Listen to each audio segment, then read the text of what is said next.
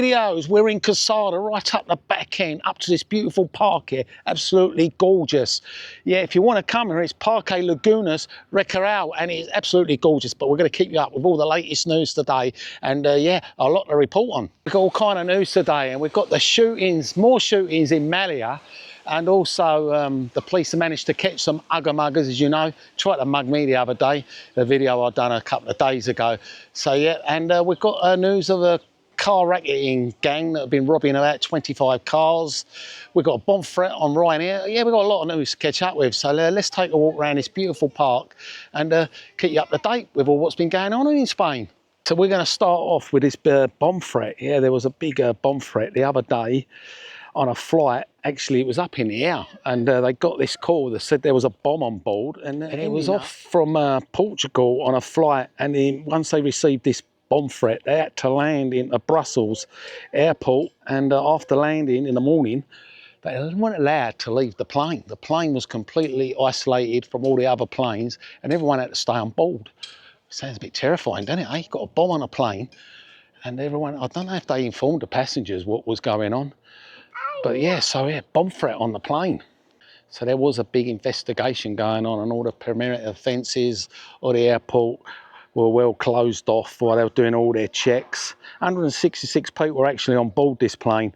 Yeah, stuck in the middle of nowhere on the runway. But of course, it was only an hoax.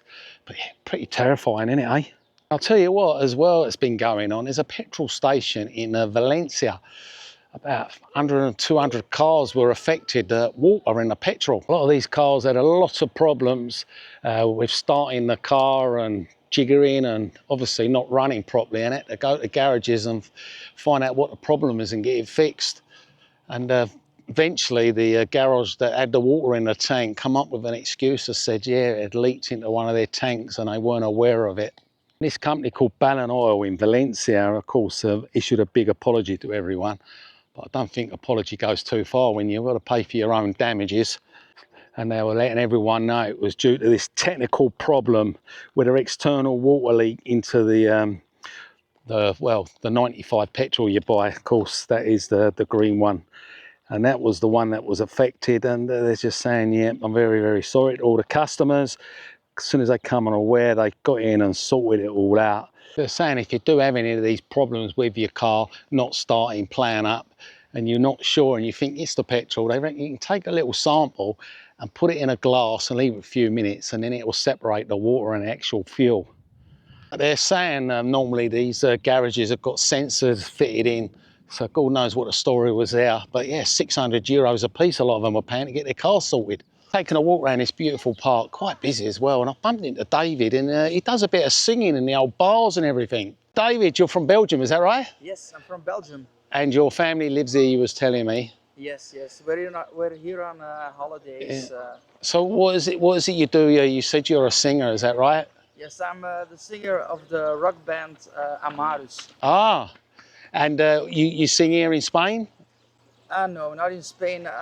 We have some gigs in Belgium. Okay, so you want to start singing in bars here in Spain, a little job, is that what you're saying? Yes, if it's possible, yeah. Yeah. Why not?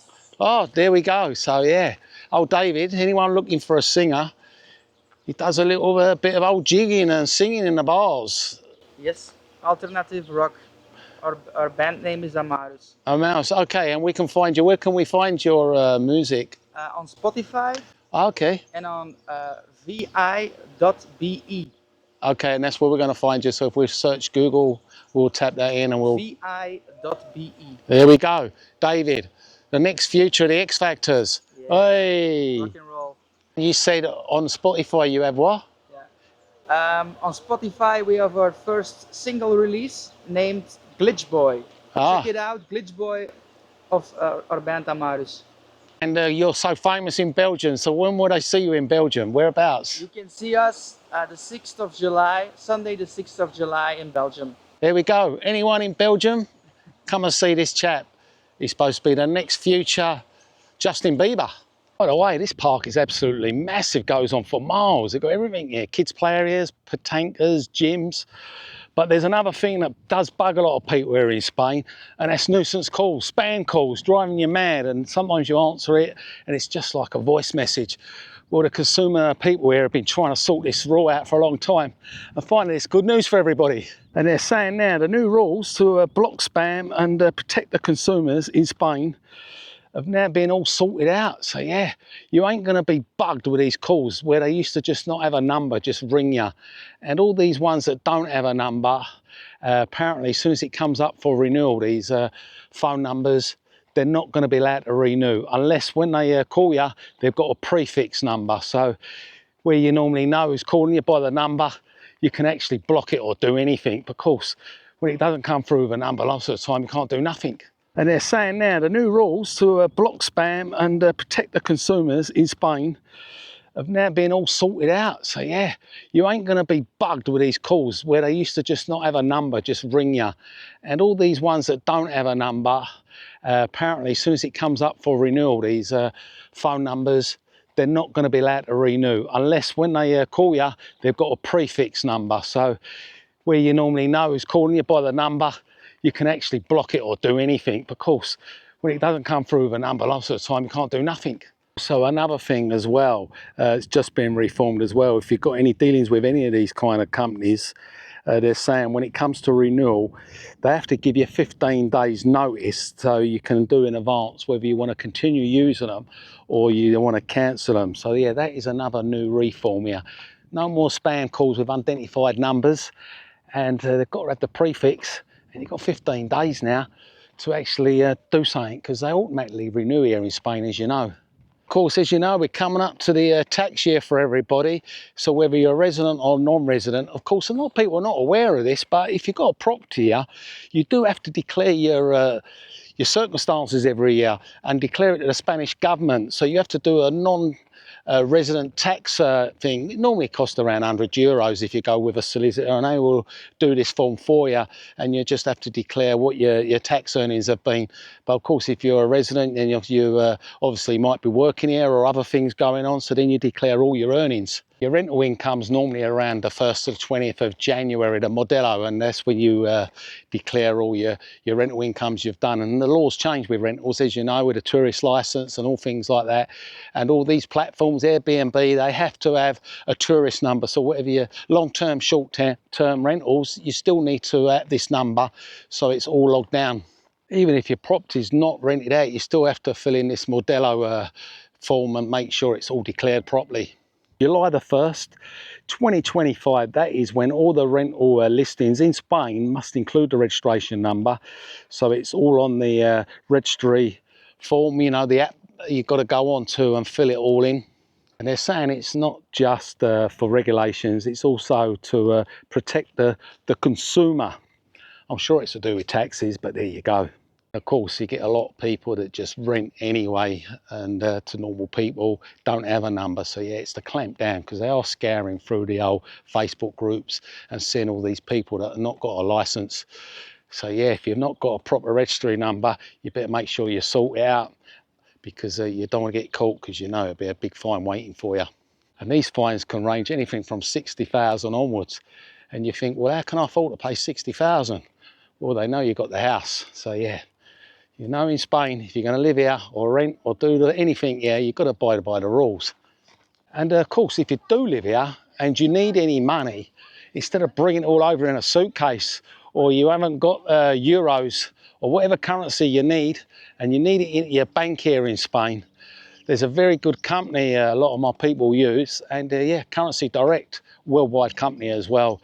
Best rates going, no commission, and pretty clever actually, because they've got a big bank in the UK and a big bank in Spain, which obviously cuts out the commission and cuts out the time where it gets transferred, because they'll just take it out of one pot instead of shipping it across the other pot. So yeah, Currency Direct, best company here in Spain, and 24 hours, one-to-one service, check all the compliances, in-house compliance of course, so you don't have any problems. It all gets checked for money laundering, as you know. So yeah, if you want to transfer anything from 50 euros up to 10 million, if you've got that kind of money, yeah, down in the pinned comments, you can check out Currency, very easy. Just click on the link and you can do it straight away. Just need a passport and maybe a utility bill, and away you go, account set up. Well, there's work going on all over the place in this park. As you can see, they've got kid play areas, picnic areas, actually got toilets, petanque courts, and a lot of barriers up and a lot of workmen are working. So yeah, lovely park if you want to come and visit. So yeah, this part of the old neck of the woods here, down near Torrevieja, as you know, we're up by Quesada. All these areas, absolutely pretty safe, apart from the odd ugga-mugga, of course, which are everywhere. But yeah, Malaga seems to be the dodgy one because we're getting loads of reports nearly every day of people getting shot. Another one in a car park in Malaga, and that was in the little supermarket. This chap got shot in the leg. The old local police are really worried about what's going on because there's been so many incidents lately of people getting shot and shootings and everything. And just in the last month alone, there's been so many incidents where people have been caught with firearms and shootings. It's really a big concern, especially if you're living in that part of the woods, Malaga. You don't want to be walking into the supermarket, get a bit of shot in, and you don't want to be walking into a supermarket, get a bit of shopping and get shot. As you know, a lot of it's criminal related, and yeah, it's just a lot of it going on at the moment. I mean, in April there was someone that got shot. Some bloke was just firing randomly, loads of shots, left loads of people injured. 3 of the bullets were stray, of course, but the assailant was arrested days later. So yeah, it's like, you know, it's all drug related. Apparently another man got shot in Marbella, and Miaz, someone got caught with a gun, about to shoot someone. Death of a British man 3 weeks ago as well. While watching his kid's football game, they shot him. Yeah, you're safe, especially in this beautiful park here. It's absolutely gorgeous, isn't it? Yeah, this poor couple died. And 78 and 58 they were, and their Ferrari skidded off a kind of bend in a mountain and plunged into the river. This was in northern part of Spain on Saturday. And yeah, the married pair in this luxury car, their £300,000 car, yeah, just lost control. There was another case as well, similar really, 3 teenagers aging from 26 to 27. And that was up in Qatar, and the same thing happened, Andalusia, southern Spain.